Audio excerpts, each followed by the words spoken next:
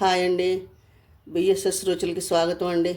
ఇప్పుడు నేను తోటకూర, చుక్కకూర, టమాటా వేసి కూర వండుతానండి. ఇదిగోండి, నేను ఒక పెద్ద తోటకూర కట్టని ఇలా ముక్కలు చేసి కడిగి శుభ్రంగా ముక్కలు చేసి పెట్టుకున్నానండి. ఒక కట్టే తీసుకున్నానండి. ఇదిగోండి, చుక్కకూర ఒక కట్ట, తోటకూర ఒక కట్ట, చుక్కకూర ఒక కట్ట.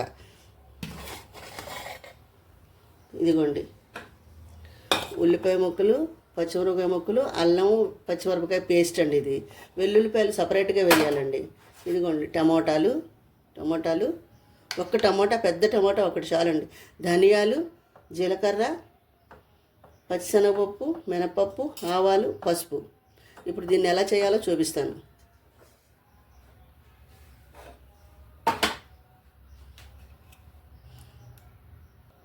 ముందుగా స్టవ్ వెలిగించుకుందామండి.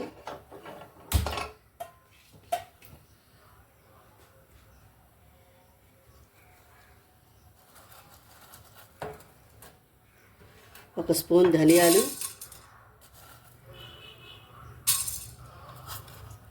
ఒక పావు స్పూన్ జీలకర్ర,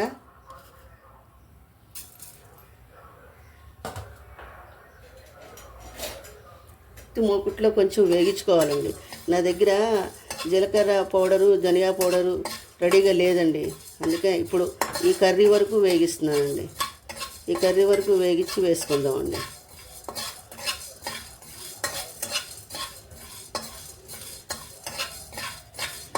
కొంచెం కారం కూడా వేయాలండి. నేను చూపించలేదు మీకు, వేసేటప్పుడు చూపిస్తానండి.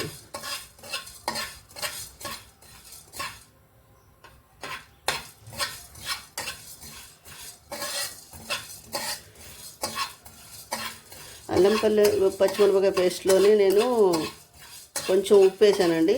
కూరలో కొంచెం వేసుకుంటే సరిపోతుందండి.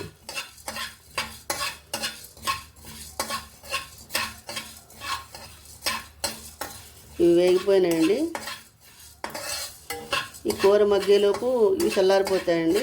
పౌడర్ చేస్తాను.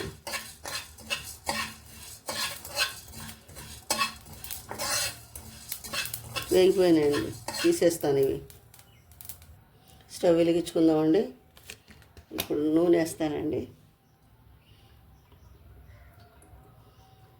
కొంచెం ఆయిల్ వేసుకోవాలండి, కూర బాగుంటుంది. ఎక్కువ అక్కర్లేదండి, సమానంగా వేస్తే చాలు.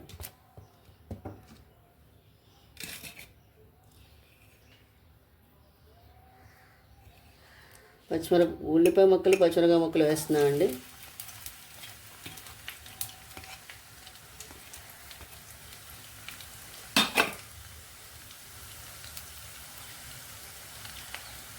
ఇదిగోండి, పచ్చాగా దంచే వెల్లుల్లిపాయ ముక్కలు వేస్తున్నామండి.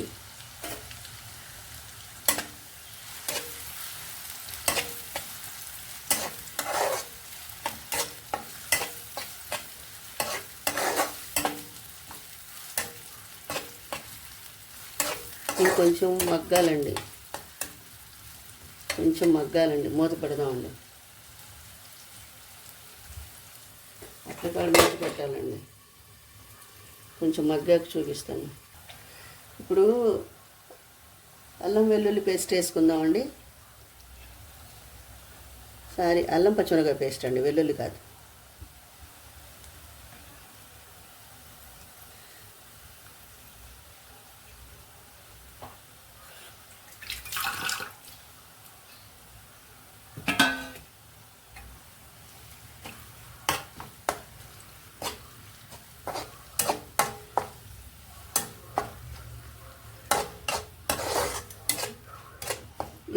ఈ పేస్ట్ కూడా కొంచెం మగ్గాలండి. కొంచెం పసుపు వేసుకుందామండి.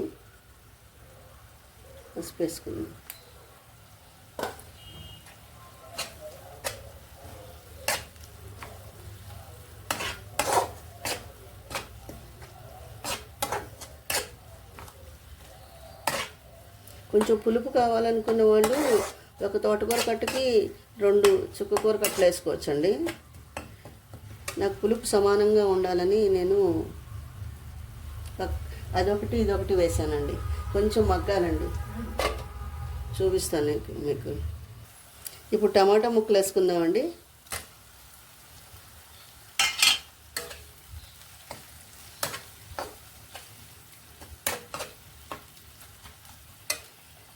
ఇదిగోండి జీలకర్ర ధనియా కలిపి పొడి చేశానండి.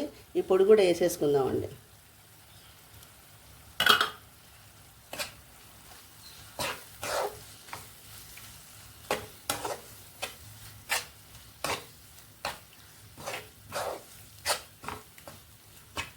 ఇప్పుడు ఇంకా కొంచెం సాల్ట్ వేసుకుందామండి.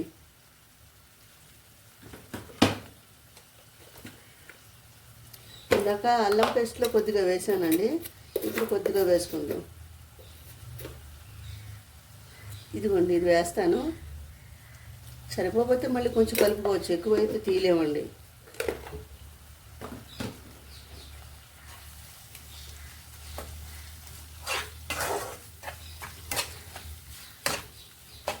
తోటకూర వేస్తానండి ముందు.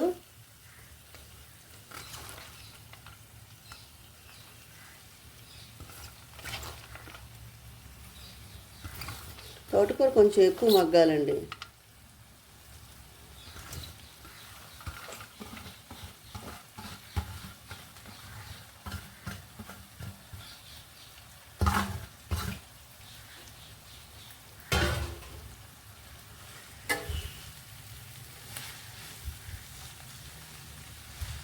దీన్ని ఉడకబెట్టి పూర్వకాలం పెద్దవాళ్ళు తోటకూరని ఉడకబెట్టి బాగా చిల్లులు బేసన్లో వేసి నీళ్ళన్నీ తీసేసి వేసేవాళ్ళండి కూరలో.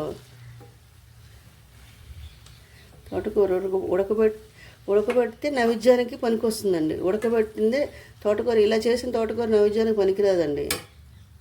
ఉడకబెట్టి ఒక పొంగు రానిచ్చి ఉడకబెట్టి కూర వండేవాళ్ళు తోటకూరని. ఒకవేళ తోటకూర కూర వండి అన్న పప్పు కూర వండుతారు కదా, అప్పుడు పప్పు వండిన తోటకూర ఉడకబెట్టి ఒక పొంగు రానిచ్చి అప్పుడు కూర వండేవారు. ఇలా డైరెక్ట్గా వండేస్తే నైవేద్యానికి పనికిరాదండి.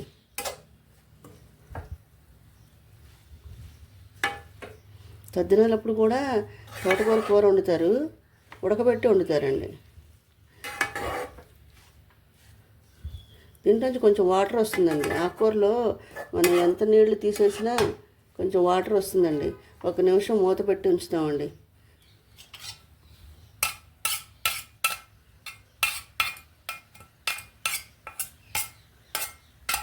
ఏ కూరకైనా ఆవిరి పడకూడదండి, ఆవిరి శింకులు పడకూడదు. కొంచెం అట్ల కాడ మించి మూత పెడతానండి. ఆవిరి బయటకు వెళ్ళిపోవాలి. కొంచెం మగ్గాక చూపిస్తానండి, ఒకసారి చూద్దామండి.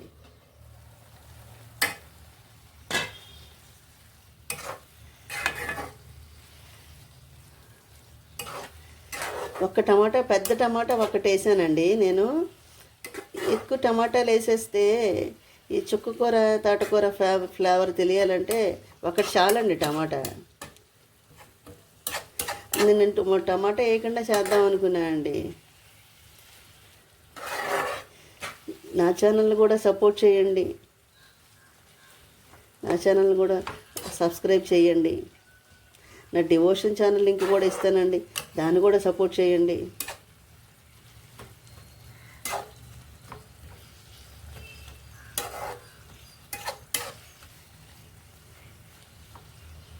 డివోషన్ ఛానల్లో బాబా అనుమతితోటే నేను డివోషన్ ఛానల్ పెట్టానండి.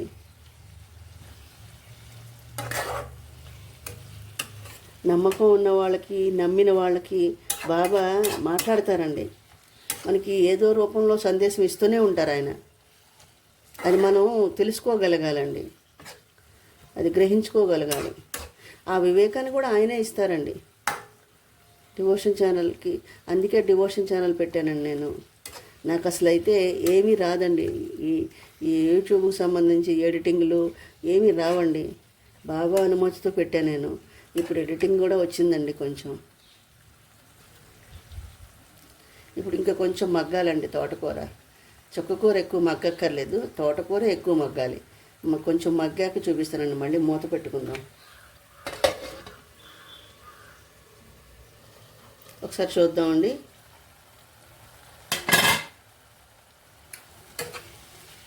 తోటకూర ఈ మగ్గడం చాలండి. ఇప్పుడు చుక్కకూర వేసుకుందామండి.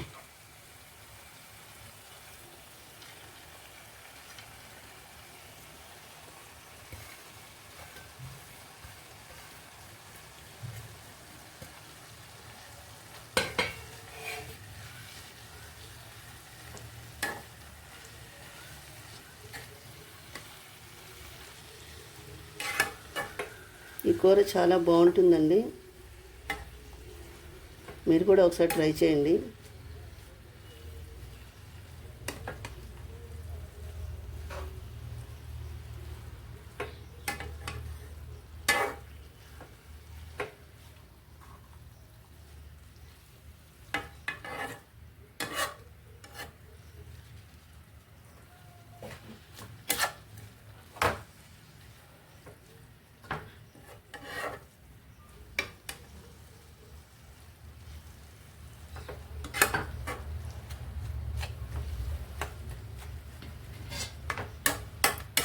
ఇది కొంచెం మగ్గాలండి.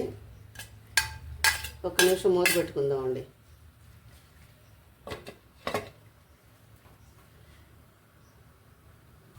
ఒకసారి చూద్దామండి.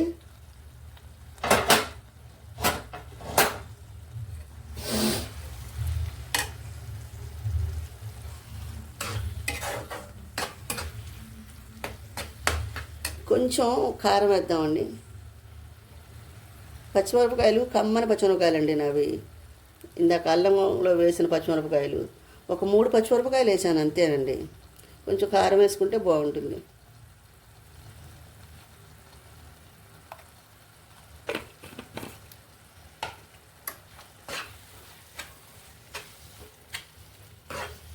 కారం లేని పచ్చిమిరపకాయలండి. దీంట్లో కొత్తిమీర కరివేపాకు అసలు ఏం వేయొద్దండి. ఆ ఫ్లేవర్ అక్కర్లేదండి. ఈ ఫ్లేవర్ ఇలాగే ఉండాలి. ఈ చుక్కకూర ఫ్లేవరే ఉండాలి. చాలా బాగుంటుందండి కూర. దీన్ని రోటీస్లో తినొచ్చు, పుల్కాల్లో తినొచ్చు, దోశల్లో తినొచ్చు. దోశ మీద ఇది వేసేసి పెనం మీద కాల్చేస్తే బాగుంటాయండి దోశలు. ఈసారి అలా చేసినప్పుడు వేసి చూపిస్తానండి మీకు. ఈ కర్రీ దోశ వేసి పెనం మీద దోశ మీద ఇది పెట్టేసి కాల్చేస్తే అసలు సూపర్గా ఉంటుందండి దోశ.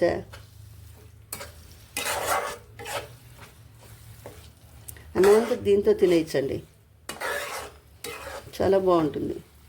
ఒక్క నిమిషం మగ్గాలండి. చూసారు ఎంత బాగుందో. ఒక నిమిషం మగ్గితే కాస్త ఉప్పు సరిపోయిందో లేదో చూస్తానండి.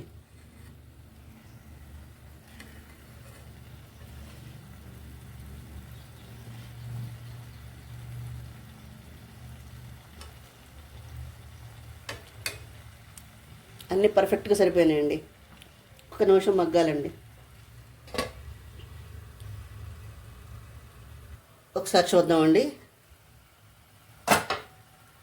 అయిపోయిందండి. దీన్ని సర్వింగ్ బౌల్లోకి తీసుకోవడమే.